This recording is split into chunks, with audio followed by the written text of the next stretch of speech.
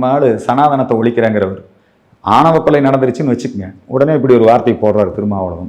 ஆணவ கொலைக்கு காரணம் சனாதனம் தான். சனாதனத்துக்கு ஆணவ கொலைக்கு என்ன சம்பந்தம்?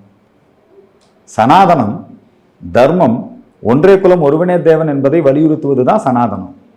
எல்லோரும் இன்புற்று இருப்பதுவே என்று வேறென்று ஏன் பராபரமே, அதான் சனாதனம்.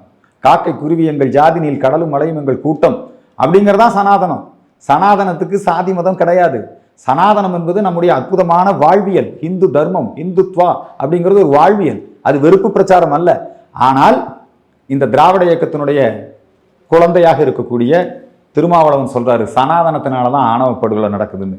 ஏங்க, எத்தனை ஆணவ படுகொலை இந்த அரசியல், இந்த சாதி வாரியான சலுகை, இந்த இடஒதுக்கீடு முறைகள் வருவதற்கு முன்னாடி இப்படி எங்காவது கொலைகள் நடந்திருக்குதா?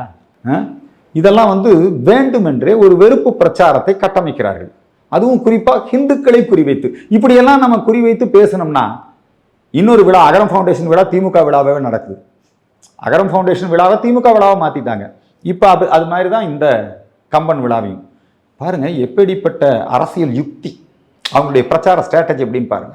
ஆழ்வார்கள் ஆய்வு மையம் மூலமாக ராமரை குடிகாரன் என்று திட்டிய ஐயா கருணாநிதி அவர்களுக்கு இவங்க ராமானுஜர் விருது கொடுத்தாங்க.